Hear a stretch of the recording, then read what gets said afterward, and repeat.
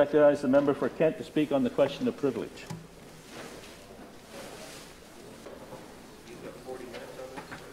Well, yeah, he said he wouldn't take that long. Merci, Monsieur le Président. Je vais juste faire un peu de... Bon, je suis un peu déçu. On a parlé rapidement aujourd'hui d'une législature qui est plus family-friendly et tout ça. Et la première chose qu'on fait, c'est qu'on saute le dîner. Un moment que habituellement j'appelle mes enfants pour les souhaiter une bonne journée, m'assurer que tout va bien à la maison.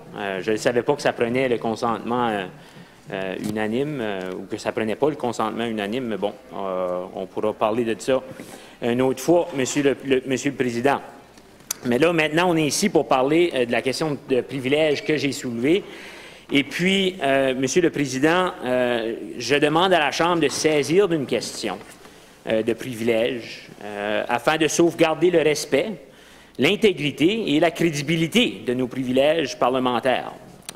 Vous le savez, Monsieur le Président, que les parlementaires ont des privilèges pour qu'ils puissent exercer leurs fonctions parlementaires sans entrave. Dans ce cas ici, Monsieur le Président, je juge que ces privilèges ont été brimés parce que j'ai fait l'objet d'obstruction, d'ingérence et d'intimidation par des moyens non physiques. Je veux d'abord vous assurer que je soulève cette question à la première occasion possible. Monsieur le Président, je pense que j'ai été clair avec ça. La violation de ces privilèges a eu lieu le 18 février de cette année lors d'une rencontre du comité d'administration de l'Assemblée législative. J'ai d'abord soulevé la question en comité le jour même. Et le président de ce comité, qui est vous-même, Monsieur le Président, m'avait demandé de soulever cette question en Chambre. Je me suis donc levé hier, mais comme il s'agissait du dépôt du budget, vous m'avez demandé de soulever la question d'aujourd'hui. Me voici donc. Donc, je pense qu'une des composantes importantes d'une question de privilège est que le membre doit le soulever à la première occasion présente. Donc, j'espère que je vous ai satisfait avec cette explication. J'aimerais donc, Monsieur le Président, vous exposer brièvement, le plus brièvement possible, mais ce ne sera pas très bref, la situation. Vous comprendrez, comme vous êtes le seul qui puisse décider si la question de privilège est fondée de prime abord, prima facie, je vais m'efforcer de vous renvoyer au cas de jurisprudence pertinent et de citer quelques ouvrages qui font autorité en procédure parlementaire. Monsieur le Président, le 16 février, nous avons reçu l'ordre du jour de la réunion du comité d'administration de l'Assemblée législative, ainsi que certains documents nécessaires à cette réunion, dont un document qui nous a été envoyé uniquement en anglais. Le 17 février, Monsieur le Président, lorsque j'ai vu ce courriel, j'ai envoyé un courriel au greffier faisant remarquer que nous n'avions pas encore reçu la version française du document. La même journée, quelques minutes plus tard, j'ai reçu une réponse indiquant que le document fourni par le ministère des Transports et de l'Infrastructure avait été rédigé uniquement en anglais et qu'il s'agissait d'un document très long et technique qui porte à confusion et qu'il aurait fallu quelques semaines pour le faire traduire. Par conséquent, nous avons reçu une note, un résumé du document dans les deux langues, mais pas le document au complet. Le 18, lorsque ce point à l'ordre du jour a été soulevé, j'ai demandé au président du comité, vous-même en l'occurrence, Monsieur le Président, une copie dans la langue de mon choix, le français en l'occurrence. Monsieur le Président, à ce moment-là, vous m'avez dit pratiquement la même chose que le greffier m'avait dit la veille, que le document fourni par le ministre des Transports et de l'Infrastructure avait été rédigé uniquement en anglais, qu'il s'agissait d'un document très long et technique qui porte à confusion et qu'il aurait fallu quelques semaines pour le faire traduire dans les deux langues.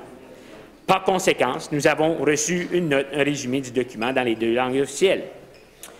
J'ai donc soulevé, Monsieur le Président, un point de privilège et comme j'ai mentionné plus tôt, vous m'avez demandé de soulever cette question de privilège ici en Chambre. Suite à la réunion, le greffier m'a demandé de le rencontrer à son bureau. Il m'a alors dit qu'il voulait simplement vérifier avec moi que je connaissais les conséquences de soulever une telle question de privilège, en prenant bien soin de me dire qu'il m'encourageait néanmoins de soulever la question si j'en avais l'envie. Les conséquences étaient que, dorénavant, tous les documents présentés en comité devraient être traduits dans les 2 langues officielles et que nous n'avons simplement pas le budget nécessaire pour que cela puisse se faire et les ressources actuelles, avec nos ressources actuelles. Il m'a aussi fait part de la quantité d'archives d'Hansard qui n'ont pas encore été traduites et la difficulté de recruter des traducteurs, en partie à cause des salaires moins compétitifs qu'ailleurs. Il m'a ensuite demandé si j'avais des solutions et j'ai simplement dit que ma préoccupation première est le privilège que tous les députés disposent afin de remplir leurs fonctions et de participer aux travaux de la Chambre et des comités dans la langue de leur choix, et que des solutions devraient être trouvées pour assurer que chaque député puisse être sur un pied d'égalité. Monsieur le Président. Monsieur le Président, cette suite d'événements consiste des fondements de la question dont je soulève. Les fondements que j'ai été l'objet d'obstruction, d'ingérence et d'intimidation par des moyens non physiques qui ont ultimement entravé les travaux de la Chambre.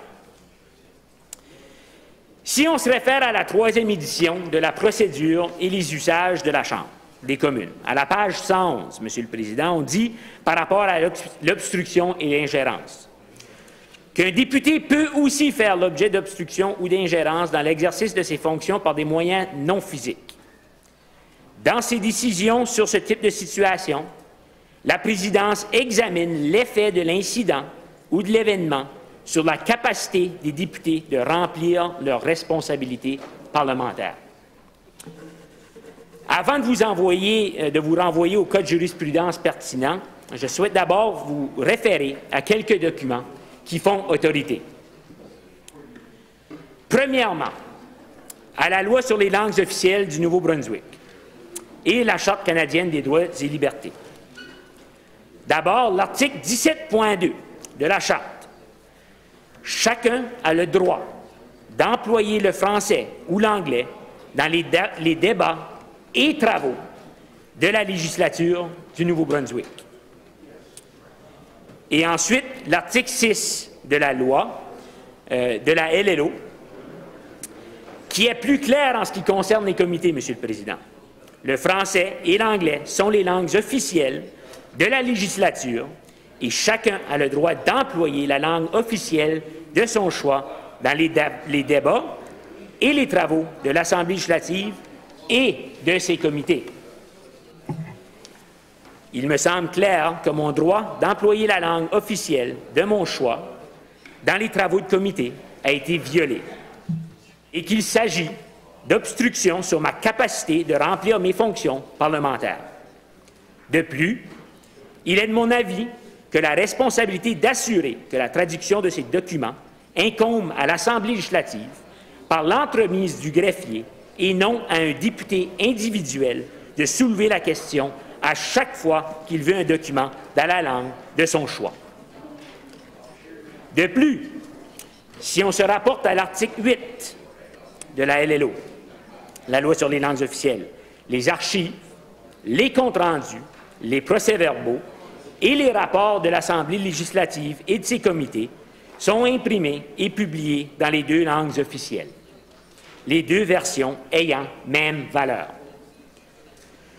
Lorsque 2 versions ont la même valeur, ils se doivent d'être traduits professionnellement, Monsieur le Président, peu importe le document. Pas une traduction, une note de service, pas une traduction résumée par un fonctionnaire qui n'est pas traducteur. Le français ne peut pas être une langue de traduction, encore moins, Monsieur le Président, une langue de résumé. Que ce soit un document simple ou un document dit très long, technique et qui porte à confusion. Je pense que ça ajoute encore plus à l'importance de le traduire quand on fait affaire à un document technique et qui porte à confusion. Imaginez, Monsieur le Président, s'il porte à confusion dans ta langue maternelle, à quel point il devrait porter confusion dans ta langue seconde. L'important retard dans la traduction, que si je ne me trompe pas, Monsieur le Président, remonte, on a un retard de traduction de documents qui ont été faits dans l'époque de Bernard Lord, l'ancien premier ministre, Monsieur le Président. Donc, ce n'est pas un retard de quelques semaines. On parle ici d'un retard de plusieurs années, voire quelques décennies. L'important retard dans la traduction des Hansard cause ici aussi, Monsieur le Président, une violation à nos privilèges de parlementaires. Un parlementaire qui souhaite utiliser la langue de son choix, mais qui n'a pas accès aux mêmes documents au même moment que ses pairs, fait l'objet d'obstruction. La décision de l'Assemblée législative et du comité d'administration de l'Assemblée législative de sous-financer les services de traduction et de ne pas faire les efforts nécessaires afin que les archives, les comptes rendus, les procès-verbaux et les rapports de l'Assemblée législative et de ses comités sont imprimés et publiés dans les 2 langues officielles constituent une ingérence qui a un effet négatif sur la capacité des députés de remplir leurs fonctions parlementaires et qui crée des députés plus égaux que les autres, Monsieur le Président. J'encourage le Président de consulter les pages 111 à 116 de la 3e édition de la procédure et les usages de la Chambre des communes afin de vous renvoyer au cas de jurisprudence pertinent, dont le président Fraser, qui en 1987 affirmait que tout acte successible d'empêcher un député ou une députée de s'acquitter de ses devoirs et d'exercer ses fonctions porte atteinte à ses privilèges. En 1985, le président Bosley dit « Toute initiative qui empêche ou vise à empêcher un député d'exercer ses fonctions est une atteinte aux privilèges. » Quant à la question d'intimidation, bien que je ne crois pas, et je veux être très clair, Monsieur le Président, je veux être très clair, bien que je ne crois pas qu'elle a été intentionnelle du tout, elle démontre que ce problème est institutionnel, malgré 51 de bilinguisme officiel. Le greffier, en me demandant si je connaissais les conséquences de soulever une telle question de privilège en Chambre, tentait de me dissuader passivement parce qu'il n'a simplement pas les ressources. Le devoir d'assurer que la traduction des documents présentés en Chambre ou en comité ne relève tout simplement pas de ma responsabilité, Monsieur le Président, et mon intervention aujourd'hui n'aura que des conséquences positives, je l'espère, en ce qui concerne les privilèges des parlementaires d'aujourd'hui et de demain, peu importe la langue officielle qu'ils choisiront d'utiliser. Induire en erreur un ministre ou un député a également été considéré comme une forme d'obstruction et donc comme une atteinte aux privilèges, fondée de prime abord. Par exemple, le 6 décembre 1978, en constatant qu'il y avait eu de prime abord outrage à la Chambre, le président Jerome a déterminé, en induisant délibérément un ministre en erreur, un représentant du gouvernement avait gêné un député dans l'accomplissement de ses fonctions et que, par conséquent, il y avait entravé les travaux de la Chambre. Bien que la situation soit différente, je ne crois pas qu'induire un député à penser que faire valoir ses droits et privilèges pourrait avoir des conséquences négatives sur l'institution devrait être toléré ou vu comme une raison légitime de brimer les privilèges d'un parlementaire.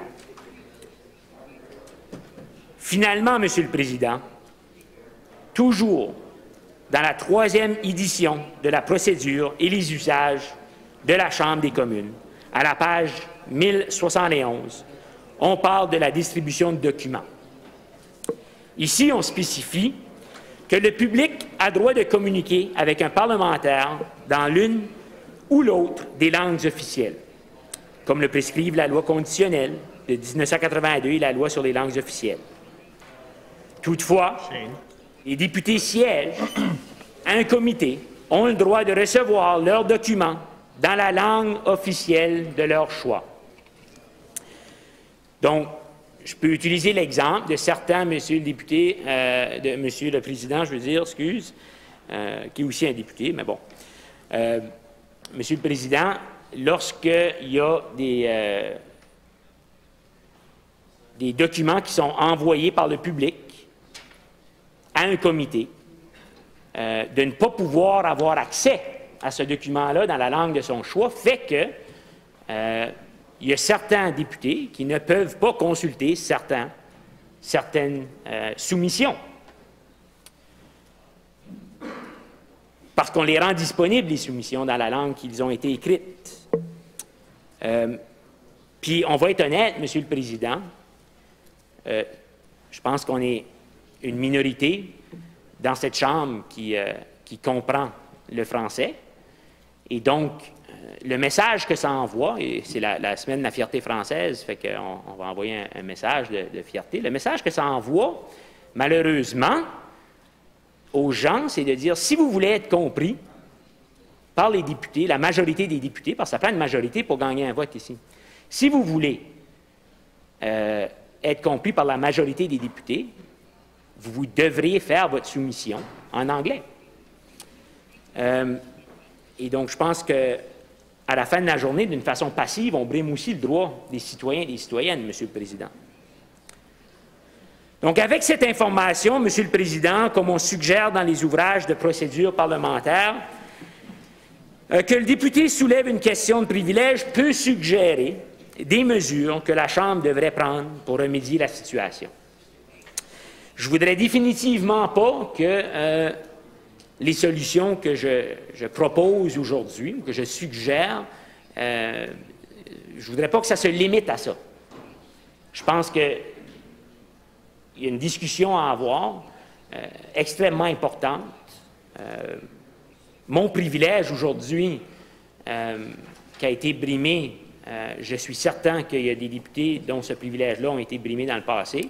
Et si nous n'agissons pas, Monsieur le Président, le privilège des parlementaires, si sacré dans cette Chambre, va continuer d'être brimé. Donc, il pourrait y avoir beaucoup d'autres solutions. C'est ce que je veux dire, Monsieur le Président. Je vais en proposer quelques-unes, mais ils ne sont pas les seuls. À Ottawa, Monsieur le Président, les comités adoptent habituellement une motion de régie interne afin de garantir que tous les documents distribués aux membres du comité soient dans les 2 langues officielles. Ainsi, lorsqu'un comité reçoit un document dans l'une ou l'autre des langues officielles, le greffier du comité s'assure de le faire traduire dans l'autre langue avant sa distribution. Chaque député a des droits qui sont égaux et je ne crois pas qu'un député qui comprend la langue du document devrait avoir une longueur d'avance sur un député qui ne comprend pas la langue du document. Et ça va de les 2 bords, Monsieur le Président. Donc, le comité, c'est ça, le greffier du comité s'assure que de faire traduire dans l'autre langue avant sa distribution aux membres du comité. Certains comités précisent dans le texte de la motion que les témoins doivent être avisés de cette condition. Des comités prescrivent également que seul le greffier du comité soit autorisé à distribuer des documents aux membres du comité. Je pense que c'est une bonne pratique, Monsieur le Président. Ça nous a déjà arrivé où des intervenants en comité sont venus eux-mêmes nous donner des documents non traduits, J'en ai fait la plainte dans le passé, Monsieur le Président. On m'a dit que les gens qui présentent au comité n'ont pas besoin de traduire le texte. Je pense que la responsabilité incombe au bureau du greffier, donc à l'Assemblée législative, de traduire ces textes et d'assurer que tous les parlementaires auront le texte dans la langue de leur choix. Un exemple de cette motion peut être comme suit, Monsieur le Président. Que seulement le greffier du comité soit autorisé à distribuer aux membres du comité des documents et seulement des documents qui sont disponibles dans les 2 langues officielles. Quant au défi de traduction, la Chambre doit se pencher rapidement afin d'offrir un budget adéquat aux greffiers pour assurer des archives à jour et disponibles dans les 2 langues officielles, des salaires compétitifs afin d'assurer le recrutement et la rétention de traducteurs qualifiés. Et si le recrutement est difficile à faire dans la capitale, il faudra peut-être considérer, Monsieur le Président, l'idée d'ouvrir un bureau satellite dans une autre région de la province où le recrutement serait plus facile. Monsieur le Président, je crois vous avoir donné assez d'informations pour que vous puissiez prendre votre décision. Mais avant de m'arrêter, j'aimerais demander le consentement de la Chambre de déposer l'échange courriel avec le greffier comme élément ayant trait à l'affaire, ainsi qu'une copie de mes notes de la motion que je propose d'être faite à la première réunion d'un comité au début de chaque nouvelle législature, ainsi que des articles concernant l'article 16 et 16.1 de la loi sur les langues officielles et puis l'article 17 concernant les travaux du Parlement et de la législature du Nouveau-Brunswick de la Charte canadienne des droits et libertés. Je veux aussi vous assurer que si vous jugez qu'il s'agit d'une question de privilège fondée de prime abord, ce que je souhaite vivement, mais que seulement la décision incombe seule à vous, je suis prêt à proposer la motion appropriée qui pourrait se lire comme suit. Je suis ouvert à vos suggestions dans les documents de procédure parlementaire. J'ai vu que parfois les présidents pouvaient donner des suggestions aux députés afin, étant donné qu'une question de privilège est si importante, Monsieur le Président, de s'assurer que jamais une question de privilège serait tassée à cause d'une mauvaise écriture d'une motion. Je peux aussi vous faire parvenir ces cas de jurisprudence-là si vous le souhaitez, mais je pense que la motion pourrait se lire comme ici, qu'il soit résolu que le comité permanent de la procédure, des privilèges et des hauts fonctionnaires de l'Assemblée soit saisi du sujet de la violation de privilèges qui a été commise le 18 février 2021 durant la réunion du comité d'administration de l'Assemblée législative et les événements entourant cette réunion concernant la distribution et l'accès aux documents de travail dans la langue de son choix. Merci, Monsieur le Président.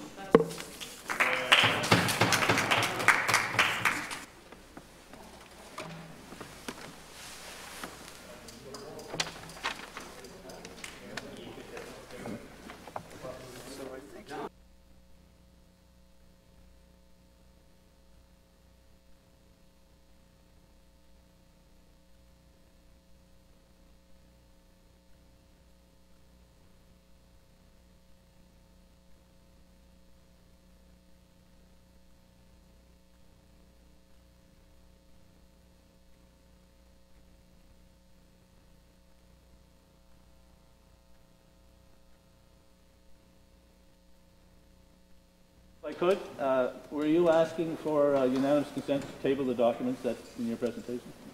Certain documents? Oui, Monsieur le Président. Do we have unanimous consent? Oui.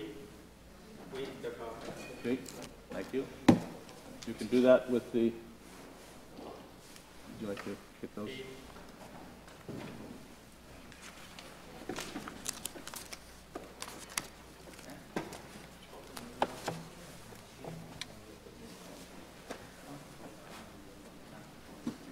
Member, I want to thank you for your presentation of your question of privilege, and certainly I want to give it my full consideration, so I will take it under advisement, we'll study it, and get back to you sometime.